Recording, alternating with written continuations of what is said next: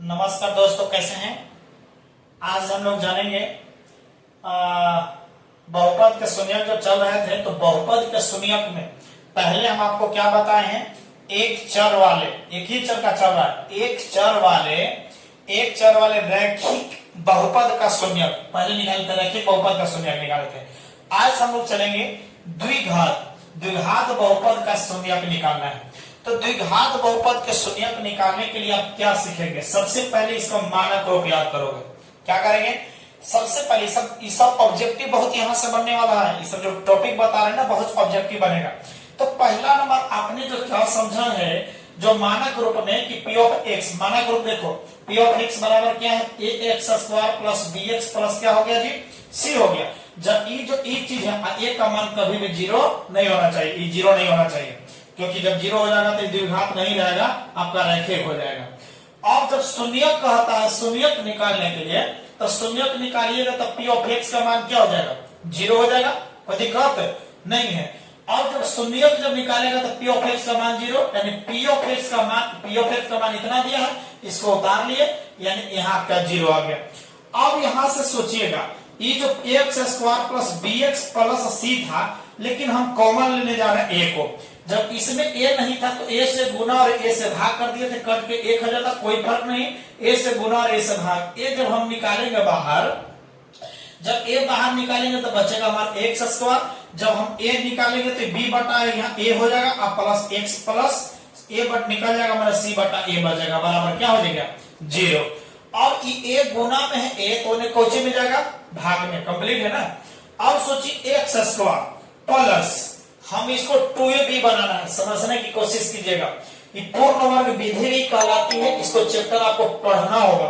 X square plus 2 हो गया, 2 तो हो गया, लेकिन एक में तो 2 है नहीं, एक के जगह पर तो x हो जाएगा, x इसमें है, b बटा a है। हम b कितना मानेंगे कंफर्म नहीं है, लेकिन 2 में 2 से गुना और 2 से भाग कर देंगे तो काम हो जाएगा, क्योंकि 2 से 2 कैंसिल हो जाएगा, ये खत्म हो गया। एक्स बी बटा ए एक्स बचेगा ना, लेकिन 2x और b के जगह पर b बटा a है, 2 यहां लगा दिए, 2a हो गया। अब b के रूप में b बटा 2a आया है, तो इसी को स्क्वायर को जोड़ दीजिए और इसी को स्क्वायर को घटा दीजिए, क्योंकि इसको जब फिर कटेगा तो कोई फर्क नहीं पड़ेगा।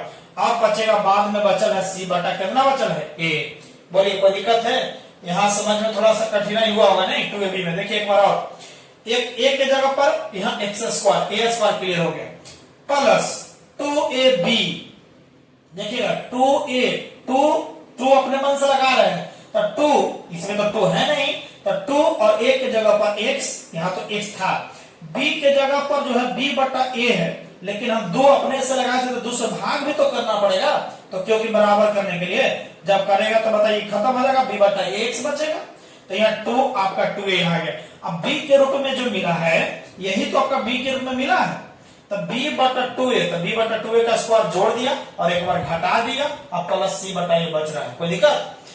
अब यहां से ई जो फॉर्मूला है ना, आपको देखिए a square plus 2ab plus b square, समझने की कोशिश कीजिए। यहां से a square plus 2ab plus b square का फॉर्मूला a प्लस b का होल स्क्वायर, कोई दिक्कत नहीं।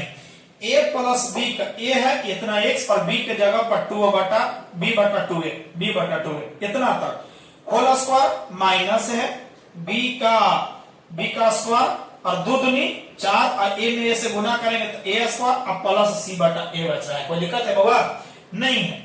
यानी अब आएंगे a स्क्वायर a यानी x प्लस b बटा 2a का होल स्क्वायर, एक मान हो गया।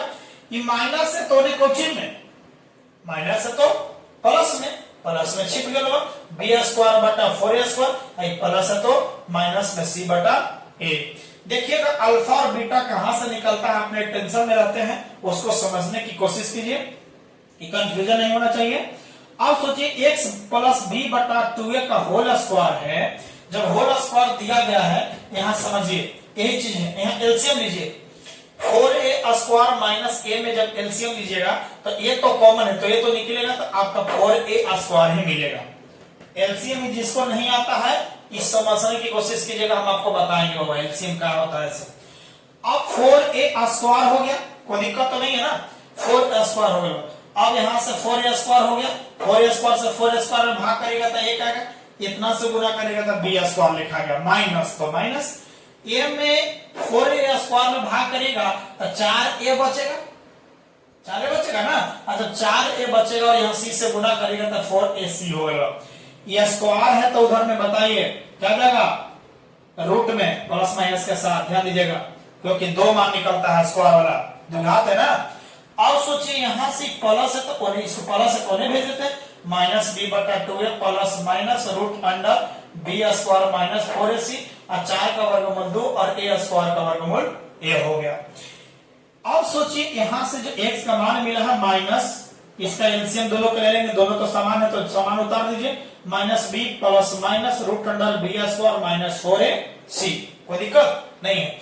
अब यहां से x बराबर देखो, एक हम प्लस वाला ले रहे हैं, आई वो माइनस वाला, x बराबर माइनस b प्लस रूट के अंदर b² माइनस 4ac और बटा 2a, इसी का नाम है, यही एक शून्यक निकला, यही x का मान एगो शून्यक मिला, एगो x की वाला निकला अल्फा, और x का एक और शून्यक निकालते हैं तो प्लस के जगह पर क्या हो गया, minus b minus root under b² minus 4ac बटा 2a बराबर बीटा।